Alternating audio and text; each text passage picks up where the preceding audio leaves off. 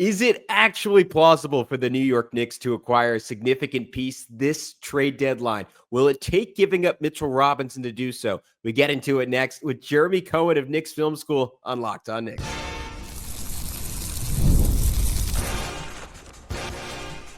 You are Locked On Knicks, your daily New York Knicks podcast, part of the Locked On Podcast Network.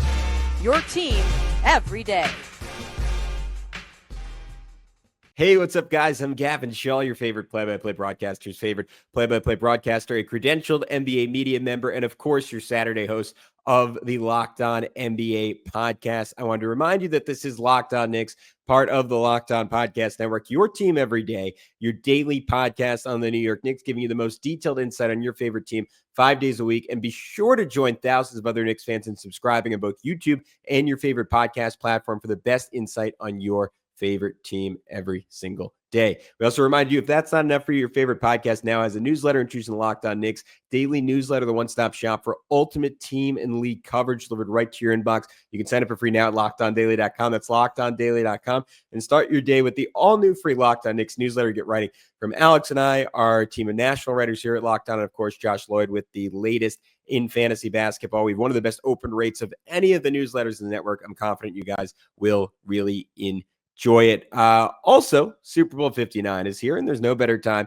to make every play more exciting than with FanDuel Sportsbook. New customers can bet $5, and if you win, you'll score $200 in bonus bets. Download the app or head to FanDuel.com to get started. On today's show, guys, Jeremy explains what the big picture strategy should be for the trade deadline. Should the Knicks trade Mitchell Robinson? And is there a trade out there where they could get not one, but two rotation pieces for doing so?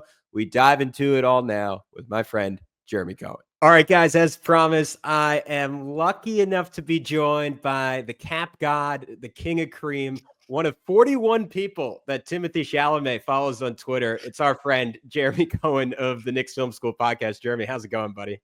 It's going well, Gavin. Happy to be here. Thanks for making the time. Yeah, I appreciate you making some time. We were just talking about you. Sorry, you know what? I'm used to doing the same thing in your end. I forget I'm the guest. Yes, I appreciate you having me is the better way. Yeah. It's so rare that you get as a podcast host, you're always appreciating other people. So, just take it in and enjoy it. I figured we could start as broad as possible and then kind of zoom in from there. So answer this in as much specificity or in as many broad strokes as you want to, but what do you think the Knicks' ultimate goal should be this deadline? Because I've heard you talk about this a lot. I've heard John talk about this a lot on KFS. I've been thinking it myself where like people throw a million names out there. You do a lot of live Q&As. So I think you've maybe gone over like every viable name in the NBA over the last few weeks and months and summers and years of doing this now.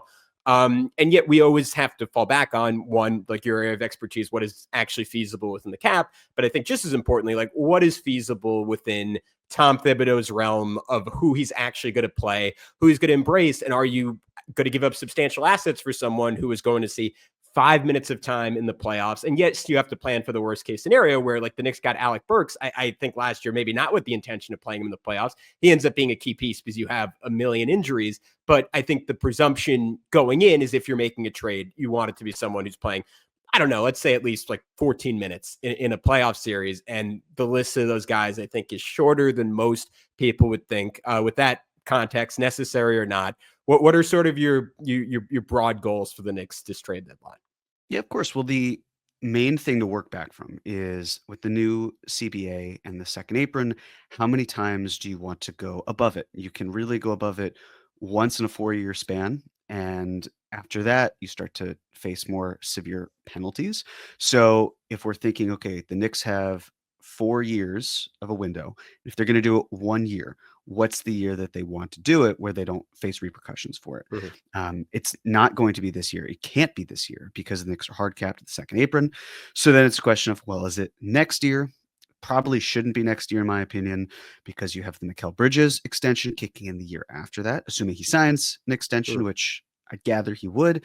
But you're going to have more money, so it makes sense for a couple of years from now, really the 26-27 season, for that to be the, hey, let's find ways to put as much money. We're already going to be over the second apron. Let's go all in on that year. But then it works with next year, 2025-26 season. how do we manage our finances, and finding players then that would impact that issue this year. So, for example, if there were a Miles Turner type, that's great. You could go after that player. You'd have to find the right salary to hit the minimum to get him.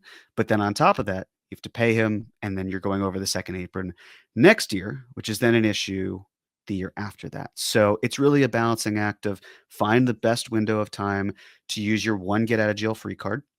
And then when you have that figured out, the rest of it kind of falls into place. So definitely want to add talent to the team and add the right level of talent, but that's where the CBA really complicates things. This is very much in line with that. But what level of move are you looking for from the Knicks, given that, to your point, like their flexibility inevitably increases over time, and some of the guys they would potentially trade may not go with your continuous soup theory, may not be on the team down the road, and you can only leverage them now. But for the most part, like there are assets like, I don't know, like that 2030 pick swap or that Wizards pick that have value beyond this year. Like, how committed are you to burning some of those this year, given that, like, hey, like at this point, they are all in enough that there is that maybe like close to absolute sense of urgency to win every single year. And I think that's reasonable given everything they've given up, and given, especially, like, this is a convenient time for you to come on, given the 2 games they've just played, just how good this team can be versus maybe to your point, because they will have that more flexibility down the road. Let's save all that for an even bigger move we can make in 2 years. I think you worry about the later stuff later. So that 2030 pick swap, as you talked about, that to me could be a valuable asset. You could cash in on it now because the league is wide open, but I believe there's enough here with the time, with the issue of matching salaries, who's selling, who isn't. Deadlines are tricky because you have to abide by so many other plans. You have more time, things reset in the off season. So if you wanted to make a more grandiose move, I'm the Knicks, I probably wait until the offseason to explore that. Doesn't mean you don't get anything done. That Washington pick, which will really be 2 likely high second round picks, there's value there. There is excess salary, something else to consider. You know, if you see this Knicks team, if you wanted to just add to it, not even subtract, because the fan in us would first say, well, this is a really good team. Yes, you have to give to get, but what if you just added to it? You run it back and sign some with the tax pyramid level exception. You could, in theory, do that. But the problem is, if you have all of your fixed costs and then you bring back Precious Achiuwa and then you use that money on the taxpayer mid-level exception for a player, you're going to surpass the second apron, and you'd be hard capped the second apron with that taxpayer mid-level. So the Knicks have to make a choice. Do they want which 2 of Mitchell Robinson, Precious Achiuwa, and the taxpayer mid-level exception do they want? Can understand an argument for why they go with any of those directions. The free agent market's also largely a little bare, the unrestricted one. The restricted free agency teams don't really go into that because of the complicated factor. You can't do a sign and trade to make it work. And a team that has a restricted free agent, they're probably just going to bring them back as a result if they can. So with all that being said, definitely want the Knicks to add to their depth, but they don't have a ton of expendable salary that they can part with. And there are assets that are in the next 2 years or so that would be easier to use in any sort of trade. But the longer term ones, I think you wait to use longer term if you have to. Sure. And I guess to zoom in on a specific of those 3, Mitchell Robinson is still the name for me in all this, just because I think in the past I've described him as like maybe the worst player in the NBA that so like single-handedly defines a team style. And the Knicks were weirdly, in some ways, even when they had Jalen Brunson, Julius Randle, RJ Barrett, they were built around Mitchell Robinson's strengths and limitations. And that is obviously, like, if he comes back, if he plays, that is not going to be the case anymore. Maybe there's 6 minutes a game where they're, or even 10 minutes a game where they're built around Mitch's strengths and limitations, but he's not going to have the same outsized role just because you have Karl-Anthony Towns now. I guess that being said, where are you at on potentially moving off him, keeping him? Does Precious Achiuwa playing, I think, substantially better than he previously was over the last 5 or 6 games change that equation for you? And is there someone out there that I'd like with Mitch? Obviously, you have the lows of him just not being there and that essentially being a 0 for you. But is there anyone out there that has the ceiling of what he can bring? And that's kind of what I keep coming back to. And I think why I'm more inclined to keeping him. But I think listening to you, you might be like a little more in the middle on that. Is keeping Mitchell Robinson worth the risk? We get into it next on Locked On Knicks. This is a message from sponsor Intuit TurboTax. Taxes was waiting and wondering and worrying if you were going to get any money back, and then waiting, wondering, and worrying some more.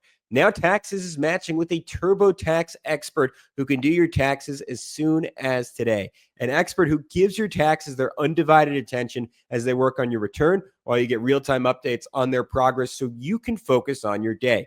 An expert who will find your every deduction possible and file every form, every investment, everything with 100% accuracy. Also, you can get the most money back guaranteed. No waiting, no wondering, no worries. Now, this is taxes. Get an expert now at TurboTax.com. Only available with TurboTax Live Full Service. Real-time updates only in iOS mobile app. See guarantee details at TurboTax.com/guarantees.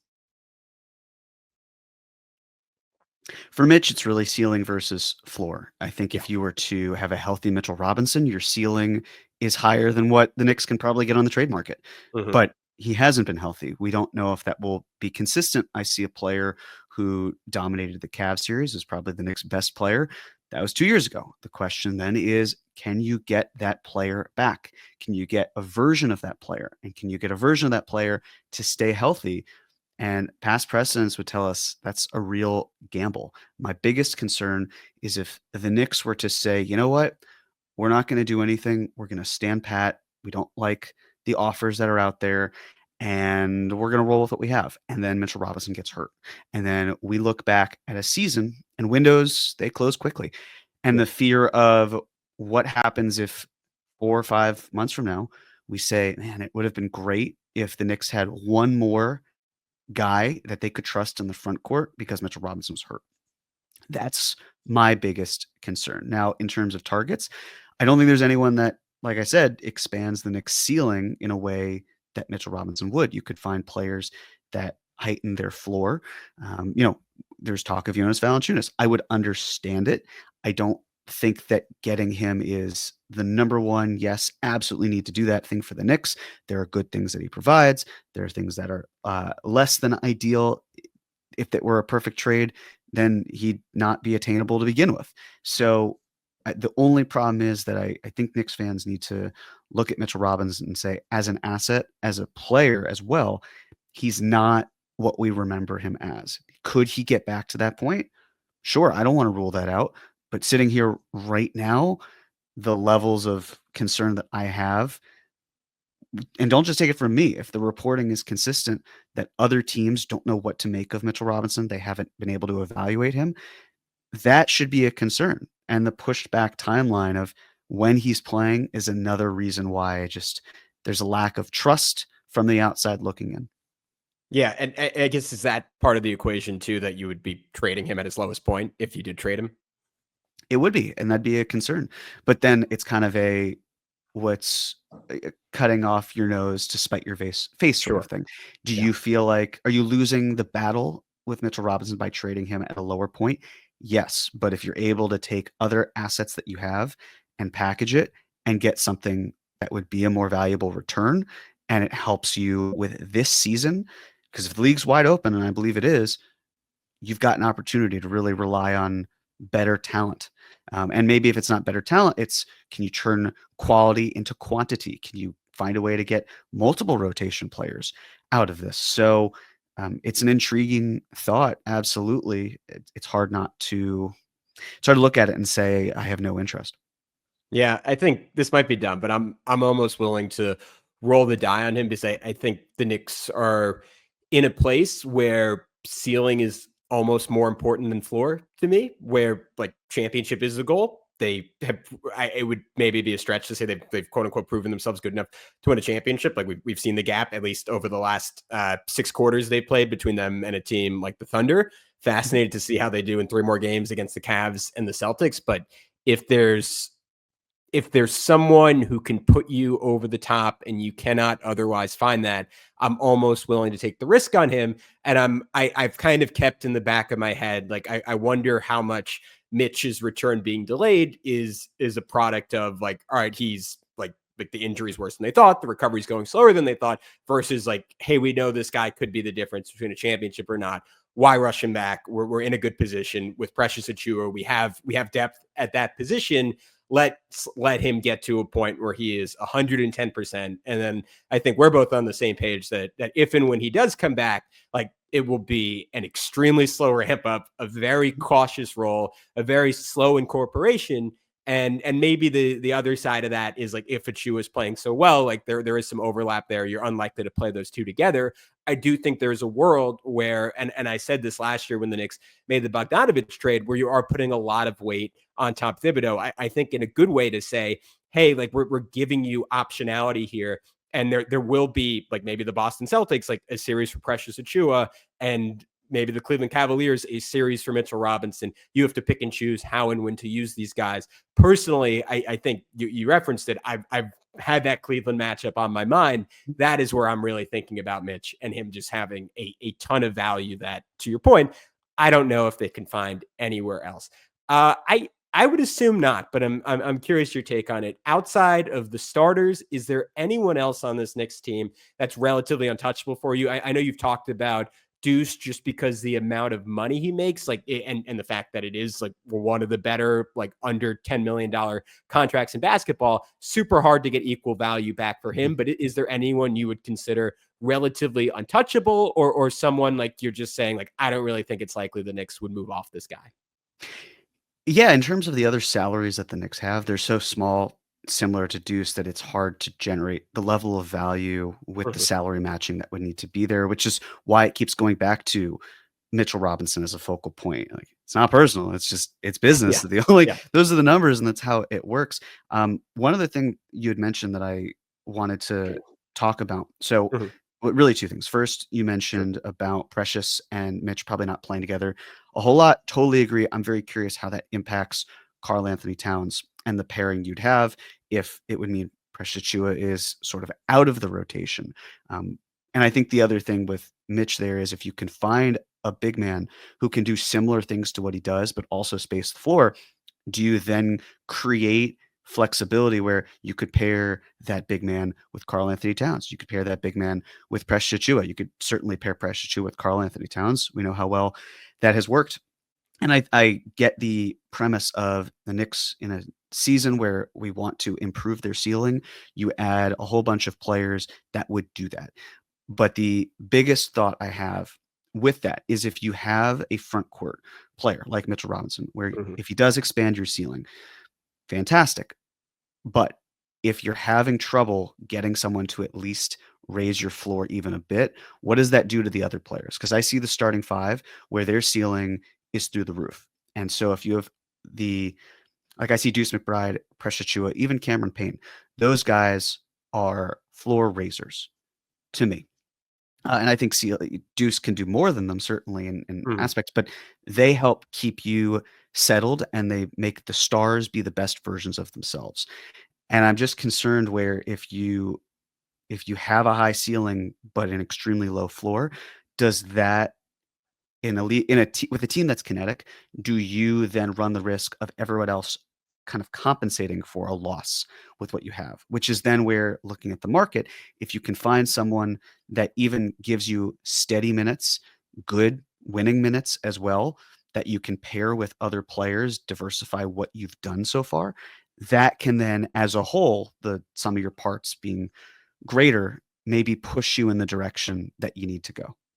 Yeah, and I think a lot of that comes back to the Tom Thibodeau factor, because I Mhm. think I would argue, to your point, the Knicks already have a lot of that. Like, I think Campaign could play 21 minutes a game, and this is a weird position. I know I was not a Campaign guy coming in. At Mhm. times this year, I've been like, all Same. right, just show me Tyler Kolek. I think he's been great for Mhm. like a month now. I think Precious Achiuwa has been great for like a month now. I think Deuce McBride, with what he did a year ago, is someone, like, even when he's having a bad night, he should be out there a minimum of, I don't know, 22, 23 minutes a game. Again, at a minimum, maybe even a little bit more than that if he plays well. if you're Leon Rose, you can bring in someone that fits that template, and you say like, hey, like this is going to take a load off everyone. And I think, I don't know where you're at in the minutes debate. I know you mostly let John handle that, but I think we've seen some evidence, I would say, when OG Anunoby and Mikal Bridges just got 3 days off, and then they both immediately played like their best 2-game stretch of the season, that these guys do better with rest.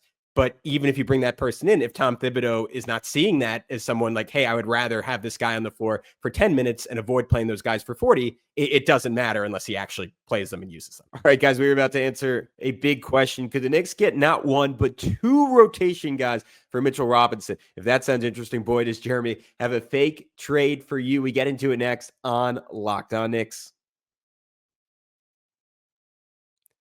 But first, we want to tell you about our good friends over at FanDuel. Super Bowl 59 is here. 1 game, 2 teams, endless possibilities. And there's no better way to make every play more exciting than with FanDuel Sportsbook. Whether it's predicting the first touchdown, calling the MVP, or even betting on the coin toss, FanDuel makes it easy to get in on the action. With live betting all game long, you can adjust your bets as the game unfolds and feel the thrill from kickoff to the final whistle. The live betting feature lets you stay involved no matter what happens on the field, and the app is super easy to navigate. Plus, knowing that you can place a $5 bet and potentially winning $200 in bonus bets for the Super Bowl. That's the icing on the cake. Download the app or head to FanDuel.com to get started. Bet just $5, and if you win, you'll score $200 in bonus bets. That's FanDuel.com. Bet with FanDuel, official partner of Super Bowl 59. Very true. I think the biggest difference as well has been the Mikal Bridges sub out patterns. Mhm. That changing has really improved. I saw that online. I thought I forget who it was that Bailey, it was Bailey. Yes. Liao, I think. Yeah. So that was a great find by him. Yeah, it to me, someone like Landry Shamet it could be kind of anyone sort of Mhm. thing. Where I don't mean that as disrespect to Shamet. He's clearly an NBA player, but at the same time, it's can you find a better version of Shamet, and also how are you getting that player? Because if you're not moving Mitchell Robinson or Precious Achiuwa, then you're looking at a buyout candidate who is unlikely to be good enough to warrant more time than Landry Shamet. You don't want to just have a player who is also better but doesn't fit.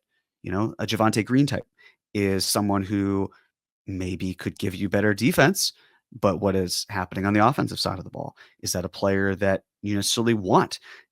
Again, it's kinetic. So how does that drop off impact the team?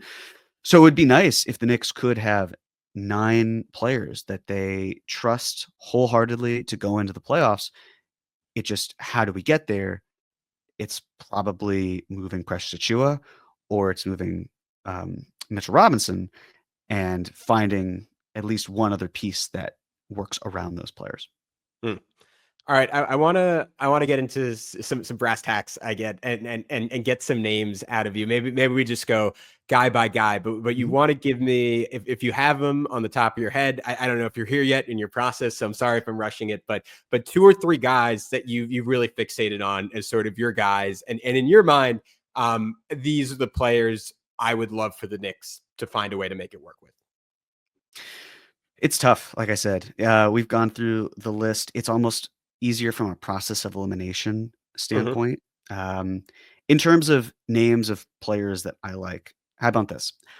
I'm happy to also talk about, and it's not like a hiding the football or anything. There are so few names that I really feel like I look at them and I'm like, that's great. So I've been chewing on something. Would love to get your thoughts, Gavin. Sure. Yeah. Which is, so one player, Chris Boucher.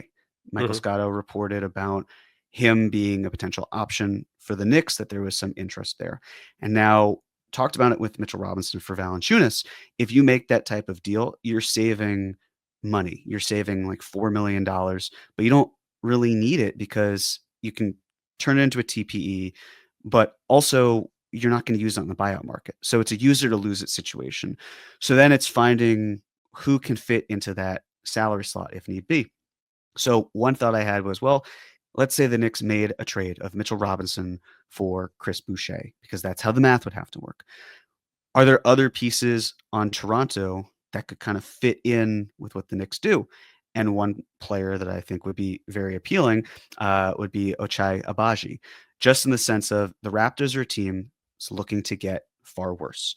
They're tanking this year. They've got a logjam at the 2-3. They didn't draft Abaji. They acquired him as part of a deal that then they've now had him on the team. He's a great corner 3 shooter. He's got a little bit of size, some pick and roll, but it's a bit of a small sample size.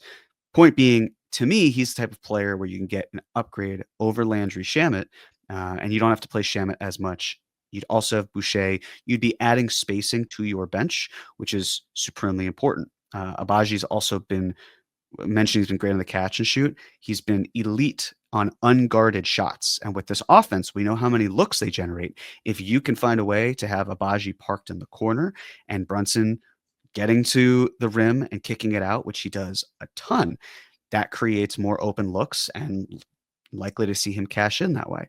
So the balance of that trade is, okay, you've got Mitchell Robinson going out, and then you've got Abaji and Boucher coming in. You need a little bit more salary on the Knicks side to make that happen. Thinking through of what the Knicks have and how all of it works, my thinking is if you were to include Pacone Dadier and then the Wizards' first-round pick, which is really 2 high seconds because that pick's not going to be conveyed as a first, then salary-wise, you hit your mark. You've saved $1 million. You can either find a way on the buyout market to use it if you need to. You've got some spending power there. But the thought process from Toronto's standpoint here, well, we get Mitchell Robinson, who's probably not going to play much, doesn't impact the tank. We get Pacone Dadier, who currently hurt, but also even if he were to play, he's not going to give you winning minutes. And then you get what's essentially a first round. Well, it's really those high second round picks, but you can market it as we got a first round pick out of this. Look at what we did. From the Knicks perspective, you get Boucher's expiring salary with the mixing and matching that we had talked about. But on top of that, you get Abaji in the door this year and next year. And then if you wanted to use him as continuous soup, that 26-27 season is when the first year of his second contract would begin. So when we talk about going above the second apron, that's a great pathway to create more salary without hard capping yourself with any exceptions this upcoming summer. So that's what I've been stewing on. I'd love to get your thoughts on it. I think this is such a non-answer, but it's one of those things where, and it's a non-answer, but it's one that gives me such an incredible sense of peace, where if Leon Rose made that trade, I would really trust it, because he would indicate that he doesn't think that Mitchell Robinson is ever going to be the guy again, or at least in the near future, that we saw on the first 20 games of last season. Because I thought that version of Mitchell Robinson, I was making an argument that he should be a dark horse depoy candidate. Like I thought he was that good on the defensive end, historically good offensive rebounding. He's not Rudy Gobert, but we know that template works with Karl-Anthony Towns. And if that version of Mitchell Robinson exists and is out there, like despite the flexibility, despite the fact that I really like Agbaji, I love the idea of having another high volume shooting big in Boucher, who's hitting 37% of his threes this year. It's just a hard no, because I think Mitchell Robinson is just in a different class of player. But if Leon Rose is making that trade, I'm saying like, all right, he doesn't have any faith in Mitchell Robinson to be healthy. And maybe he's right about that. Maybe he's wrong about that. But I just trust that he's weighed all this in his head. And like, we are on the right side of the odds, which for, you know, this, we're about the same age, both grew up within 50 blocks of MSG. For our entire lives, I would have felt the exact opposite. I would have said, well, Mitchell Robinson is going to make the next 5 all defensive teams now. Given that, with that caveat in there, and honestly, same thing about Pacome Dadier, because personally, like I am really into him as a player. How feathery his jumper was this preseason is something that shocked me, because I just did not know that coming in about him, that he was going to look, and just because in summer league he did not look like that kind of shooter. Like his size, his intelligence, his shooting on a team that does not have a lot of flexibility going forward and is pretty much locked into the core of their roster for the next 4 years. I would really value that. And I would say just because of his height, there's maybe a slightly higher ceiling there than there is with Agbaji. But again, like I trust Leon Rose to know better than anyone else. Like, here's where this guy's going to end up.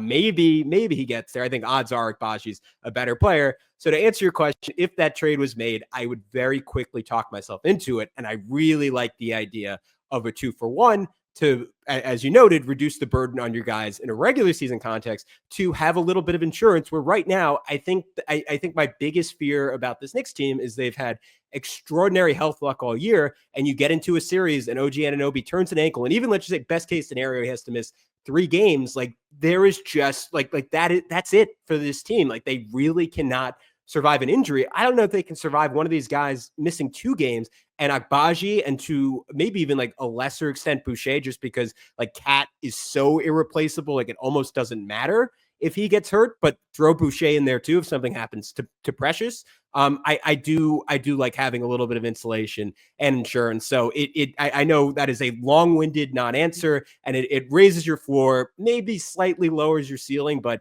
I love it as an outline is my final answer there. No, I don't think it's a non-answer, and the whole portion of this trade is essentially just accepting.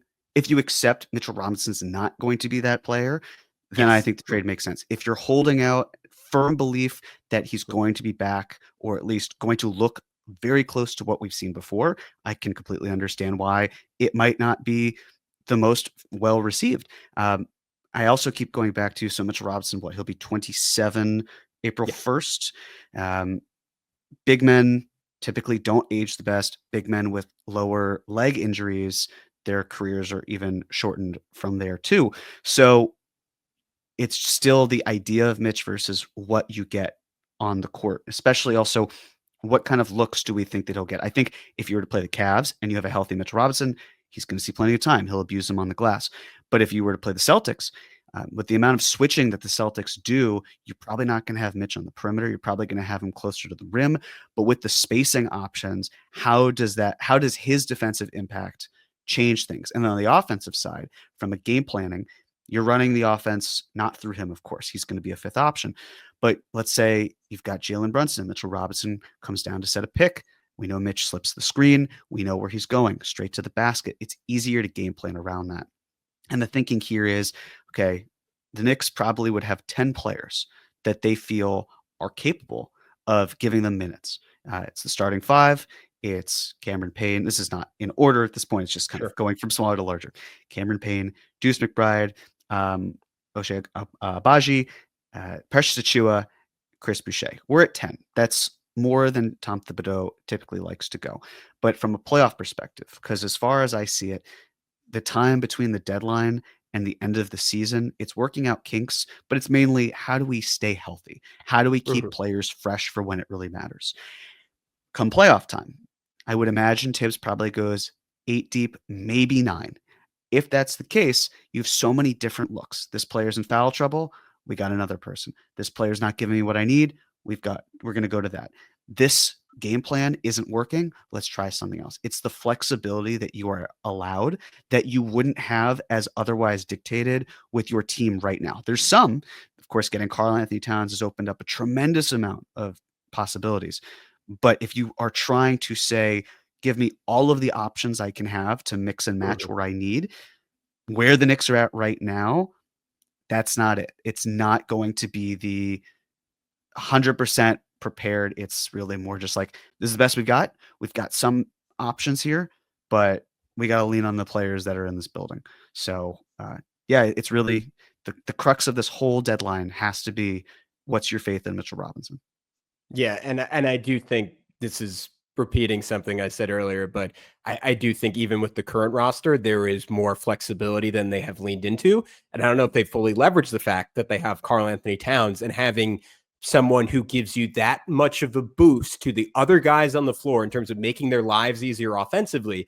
I don't think they fully leverage that you can throw Towns out there with a defensively oriented bench unit, and like those could be some really productive lineups. Like they had the Towns, McHale, like bench unit. We saw a lot in the preseason. I remember during the Wolves game when they went on that really long run, it was Deuce, McHale, and Cat. And I think Tibbs has started to lean into that a little bit more. I hope he continues to. I hope, to your point, the substitution patterns with McHale are not like it's a little chicken or the egg. Is it because they're blowing a team out, or are they blowing a team out because they're subbing him out early and he's fresh and he can have a great game? That stuff's all interesting. Really quick to your point on Mitchell Robinson, and something that as someone who's just is in love with Mitch and like irrationally high on him and attached to him, I haven't really acknowledged, like, beyond the injuries, we've already seen substantial indicators of his athleticism declining. Like obviously his block rate going down, which you can also attribute to his foul rate going down. The single biggest thing is this is a guy, I can't remember, second or third season, literally set the NBA's field goal percentage record, right? Which for a big is sort of the ultimate litmus test for at the rim athletic ability. He has gone from someone who was 77% at the rim to, I'm trying to find the stats in my note, but somewhere around 58% at the rim, which is kind of a shocking drop. Obviously still such a dominant offensive rebounder. Like there's still evidence of that. And defensively, like it's clear, like his IQ on that end of the floor has gone up. But if you're looking at like the aging curve and saying, all right, if the Knicks are investing in this guy and they want a 4-year window, what is it going to look like in 3 or 4 years?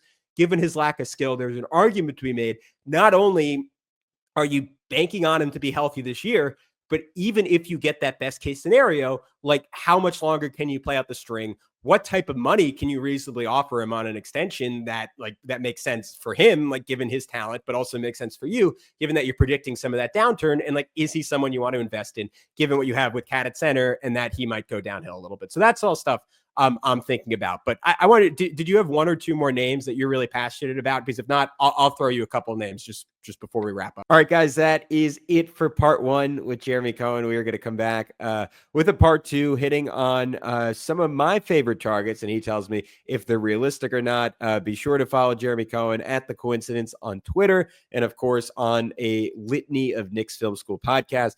If you don't know his work already, and today didn't make it obvious enough, I'm a believer, not just in the Knicks space, but just in the public space, I think is the best way I could phrase it. He is quite literally the best person doing this. You can learn everything there is to know about cap mechanics, and he does an incredible job contextualizing it because he's also just brilliant about the game itself. One of my favorite people to talk to in the world. I got a real buzz doing this episode. Just sort of feels like talking to an NBA GM. So please go follow his work. He does a lot of it, and it's all great. And until later today, or worst case tomorrow morning, we'll talk to you soon on Locked On Knicks.